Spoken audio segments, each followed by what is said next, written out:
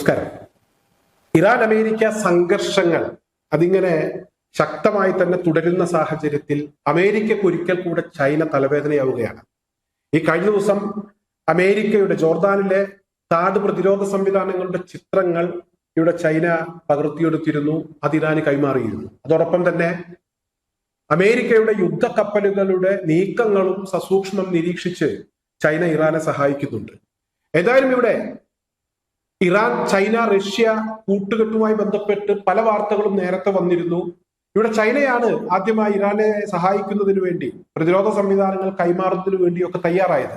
ഈ കഴിഞ്ഞ ദിവസങ്ങളിൽ റഷ്യയുടെ ഭാഗത്തു നിന്നും ഇറാനെ സഹായിക്കുന്ന നീക്കങ്ങൾ ഉണ്ടാകും. വരും ദിവസങ്ങളിൽ ഇറാൻ ആവശ്യമായ Su-57 യുദ്ധവിമാനങ്ങൾ റഷ്യ കൈമാറുമെന്നൊക്കെയുള്ള വാർത്തകൾ പുറത്തു വന്നിരുന്നു. എന്തായാലും ഇപ്പോൾ റഷ്യ മറനീക്കി പുറത്തു വരുന്ന ഒരു കാഴ്ചയാണ് കാണാൻ കഴിയുന്നത്. ഇറാനെ സംരക്ഷിക്കും, ഇറാനെ സഹായിക്കുമെന്ന് റഷ്യ വ്യക്തമാക്കിയിരിക്കുകയാണ്. റഷ്യയുടെ president Vladimir Putin Iran president Masoud Pezeshkian ഒരു സന്ദേശം അയച്ചിരിക്കുന്നു. ഈ സന്ദേശത്തിൽ പറയുന്നത്, ഇറാൻ ഞങ്ങളുടെ ഏറ്റവും നല്ല അയൽപ്പക്കമാണ്. ആ അയൽപ്പക്കത്തിന്റെ സുരക്ഷ ഞങ്ങൾക്ക് പ്രധാനപ്പെട്ടതാണ്.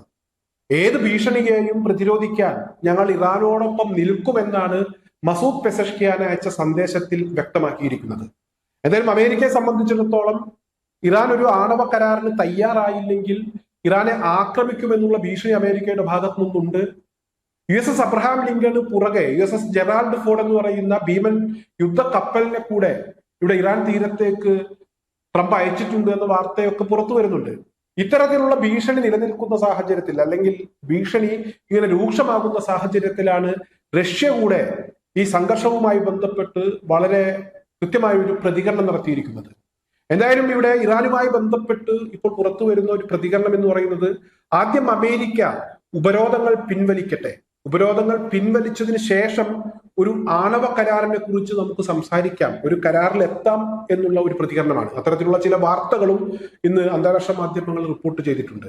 എന്തായാലും അതുമായി ബന്ധപ്പെട്ട് അമേരിക്കയുടെ പ്രതികരണം ഒന്നും തന്നെ ഉണ്ടായിട്ടില്ല. അമേരിക്ക ഇറാനെ അടിക്കുമെന്ന് ഒരു ഭാഗത്ത് പറയുന്നു, മറ്റൊരു ഭാഗത്ത് നയതന്ത്ര ശ്രമങ്ങൾ നടത്തുന്നു എന്നൊക്കെ പറയുന്നുണ്ട്. എന്തായാലും ഇവിടെ ചർച്ച നടന്നാലും ആണവ കരാർ മാത്രം പോരാ, ഇറാന്റെ ബാലിസ്റ്റിക് മിസൈൽ പദ്ധതി കൂടെ അവസാനിപ്പിക്കണം എന്നുള്ള ഒരു ആവശ്യവുമായി ഇസ്രായേൽ മറുപക്ഷത്തുണ്ട്. എന്തായാലും ഇത്തരത്തിലുള്ള ചില ചർച്ചകളും അതുമായി ബന്ധപ്പെട്ടുള്ള പ്രതികരണങ്ങളും ഒക്കെ ഇറാൻ അമേരിക്ക സംഘർഷവുമായി ബന്ധപ്പെട്ട് പുറത്തു വരുമ്പോൾ, മ്യൂണിക്കിൽ നടക്കുന്ന സുരക്ഷാ സമ്മേളനത്തിൽ യുക്രൈൻ പ്രസിഡന്റ് വ്ളാഡിമിർ സെലൻസ്കി ഒരു കാര്യം ഇന്ന് വ്യക്തമാക്കിയിട്ടുണ്ട്. അതായത് യുക്രൈനിൽ ഇറാന്റെ ഷഹദ് ഡ്രോണുകളാണ് യുക്രൈൻകാരെ കൊല്ലുന്നതിന് വേണ്ടി റഷ്യ ഉപയോഗിക്കുന്നത് എന്നൊരു വെളിപ്പെടുത്തലാണ്. റഷ്യ യുക്രൈൻ യുദ്ധവുമായി ബന്ധപ്പെട്ട് ഇറാന്റെ ഡ്രോണുകൾ റഷ്യ വ്യാപകമായി ഉപയോഗിക്കുന്നു, ഇറാന്റെ മിസൈലുകൾ ഉപയോഗിക്കുന്നു എന്നൊക്കെയുള്ള വാർത്തകൾ പുറത്തു വന്നിരുന്നു. എന്തായാലും ഇന്ന് വ്ളാഡിമിർ സെലൻസ്കി അത് കൃത്യമായി തുറന്നു പറഞ്ഞിരിക്കുകയാണ്. ഇറാന്റെ ഷഹദ് ഡ്രോണുകളാണ് ഞങ്ങളെ ഏറ്റവും കൂടുതൽ കുഴക്കിയത്, ഏറ്റവും കൂടുതൽ ആളുകൾ മരിക്കാൻ കാരണമായത് എന്നുള്ള ഒരു വെളിപ്പെടുത്തലാണ്. എന്തായാലും ഇറാനിലെ ഈ ഭരണകൂടത്തെ എത്രയും പെട്ടെന്ന് താഴെ ഇറക്കണം. ഈ ഭരണകൂടത്തെ അധികം നാൾ അധികാരത്തിൽ തുടരാൻ അനുവദിച്ചാൽ ഒരു യുക്രൈൻകാരനും ഇനി ജീവിച്ചിരിക്കാനുള്ള സാധ്യതയില്ല എന്ന നിലക്കുള്ള ഒരു പ്രതികരണമാണ് ഇവിടെ വ്ളാഡിമിർ സെലൻസ്കി ഇന്ന് നടത്തിയിരിക്കുന്നത്.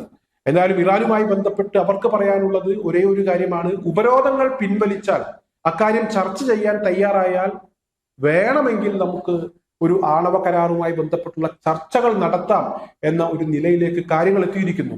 നേരത്തെ പലപ്പോഴും അത്തരത്തിലുള്ള ചില പ്രതികരണങ്ങൾ ഇറാന്റെ ഭാഗത്തു നിന്ന് ഉണ്ടായിട്ടുണ്ടെങ്കിലും ഇത്ര ശക്തമായി ഉപരോധങ്ങളെ കുറിച്ചുകൂടെ സംസാരിക്കാൻ അമേരിക്ക തയ്യാറാകണം എന്ന് പറയുന്നത് ഈ അടുത്തിടെ ആദ്യമായിട്ടാണ്.